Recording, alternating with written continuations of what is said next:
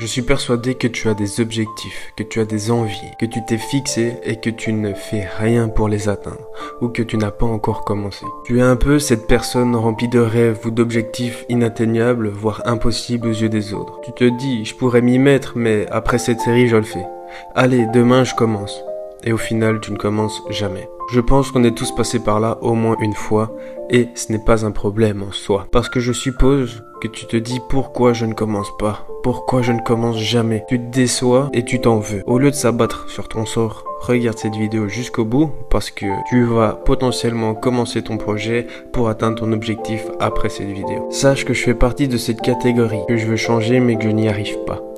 Pas que ça ne fonctionne pas, mais plutôt parce que je ne fais pas mon boulot pour y arriver. Peut-être que tu es dans la même situation et que nous allons avancer ensemble. Ça fait plusieurs années maintenant que j'essaye d'être assez fit, d'être assez musclé et tracé, tu vois. Mais je n'y suis jamais arrivé. Pourtant, je faisais du sport, j'ai fait du foot, du volley, du tennis, même du karting. Et là, je me suis mis à faire de la salle. Enfin, plutôt de la muscu, tu vois. Ce n'est pas quelque chose que j'apprécie le plus, mais je trouve pour moi que faire de la musculation ou même déjà du renforcement musculaire, ça devrait être une nécessité. C'est comme se brosser les dents.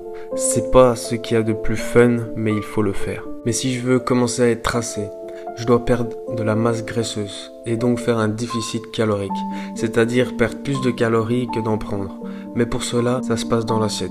Et c'est là que ça devient compliqué pour moi. Parce que je suis déjà très difficile en nourriture.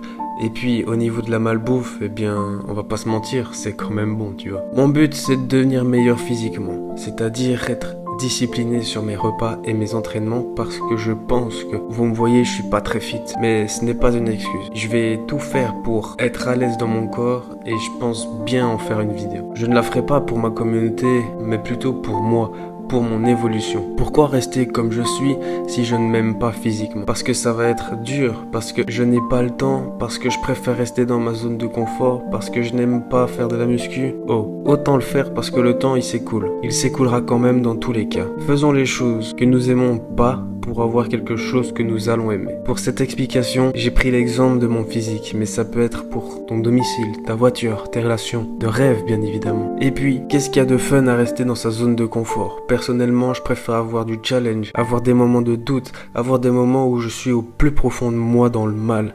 Parce que pour moi, je pense et j'en suis sûr qu'il faut ce genre d'événement pour apprécier plus correctement la vie. Si tu fais des choix faciles, tu auras une vie difficile. Si tu fais des choix difficiles, tu auras une vie facile. Une citation de Logan Paul, un créateur de contenu et entrepreneur, qui dit « La persévérance est la clé du succès. Sortez de votre zone de confort, persévérez et atteignez vos rêves. » Faisons des actions difficiles, parce que dans tous les cas, ça sera difficile, ou alors nous allons le regretter. Il n'y a aucune excuse pour faire et atteindre nos objectifs. Alors, faisons-le.